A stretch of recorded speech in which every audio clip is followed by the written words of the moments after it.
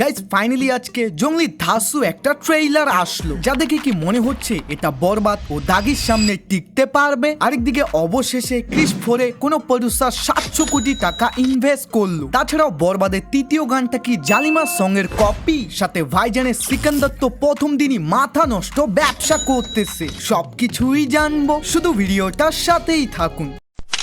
প্রথমেই কথা বলি জঙ্গলি মুভিটা নিয়ে। ভাই এই ঈদে তো একসাথে বেশ কয়েকটা মুভি রিলিজ হচ্ছে, কিন্তু এদের মধ্যে সব থেকে ধামাকাদার প্রমোশন করতেছে জঙ্গলি। বাট শুধু এইসব করে কি হলে মানুষদের টেনে আনা যাবে? একদমই না। অবশ্যই মুভিতে কোনো ইম্পর্টেন্ট গল্প থাকার লাগবে। তাই প্রথমেই আপনাদের মুভির গল্পের সম্পর্কে বলি। সিয়ামের যে লুকটা আমাদের সবাইকে আকর্ষণ করেছে, আসলে কিন্তু সে প্রথমে এমনটা ছিল না। তিনি একজন ভদ্র ঘরের ছেলে ও গুড লুকিং পার্সন ছিল, তবে ভালোবাসার মানুষকে না পাওয়ার কারণে সে প্রতিনিয়ত নেশায় আসক্ত হয়ে যায় এবং বিনা কোনো কারণে সে মানুষদের সাথে মারপিট শুরু করে। দেন এভাবেই কয়েক বছর কেটে গেলে তিনি আমাদের মতনই নর্মাল মানুষ থেকে হয়ে উঠে জঙ্গলি। এরপর একটা বাচ্চা মেয়েকে দেখতে পাই, যাকে নিয়ে মূলত মুভির ম্যান গল্প কন্টিনিউ থাকবে। শুরুতে যদিও হিরো ওই মেয়েটাকে অত্যাচার করে, এন্ড শুধু তিনি না, বাইরের লোকজনও মেয়েটার সাথে খারাপ ব্যবহার করে। সামটাইম একটু পরেই আবার তাদের দুইজনের মধ্যেই একটা সুন্দর কেমিস্ট্রি দেখতে পাই। আর ট্রেলারের শেষে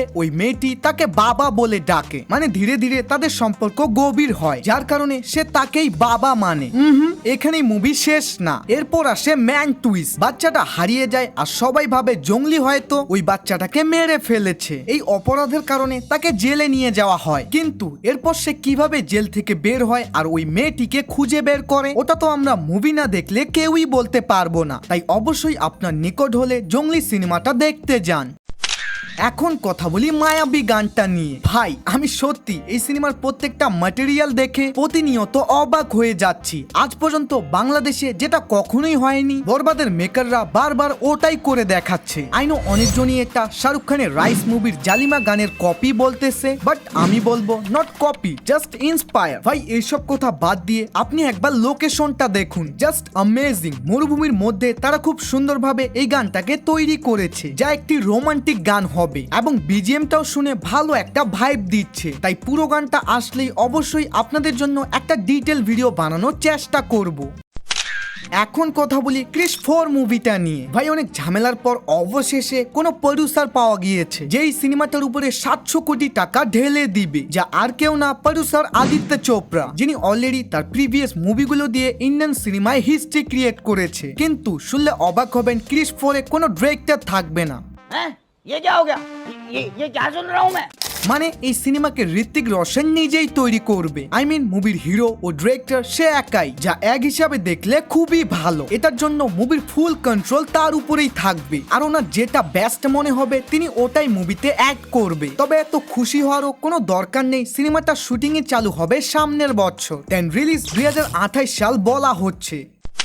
এখন কথা বলি সিকান্দার মুভিটা নিয়ে, বিকজ অডিয়েন্সরা ক্রেজি রেসপন্স দিচ্ছে। মিনিটের মধ্যেই হাজার হাজার টিকিট বিক্রি হচ্ছে। যদি এটার অ্যাডভান্স বুকিং নিয়ে কথা বলি, তাহলে প্রথম দিনের হয়েছে 19 কোটি, দ্বিতীয় দিনের 11 কোটি, মানে সিকান্দারের 2 দিনের ইন্ডিয়ান অ্যাডভান্স বুকিং 30 কোটি, এন্ড অবশেষ 2 ডে বুকিং 15 কোটি, অর্থাৎ ওয়ার্ল্ড ওয়াইড এটা টোটাল বুকিং হয়েছে 45 কোটি। আর আপনি যখন এই ভিডিওটা দেখতেছেন তখন হয়তো অলরেডি এই সিনেমাটা হলে চলতেছে। অরিজিনাল রিপোর্ট তো আসেনি, তবে অনুমান লাগানো যাচ্ছে ফার্স্ট ডে ওপেনিং নিবে 40 কোটির মতো, একটু উপর নিচেও আবার হতে পারে। কিন্তু সঠিক কালেকশন জানতে চাইলে অবশ্যই আমাদের চ্যানেলটাকে সাবস্ক্রাইব করতে হবে, কারণ খুব শীঘ্রই এটার উপরে ডিটেল ভিডিও আসবে। তাই কিপটামি না করে প্লিজ সাবস্ক্রাইবটা করেই ফেলো। বাই।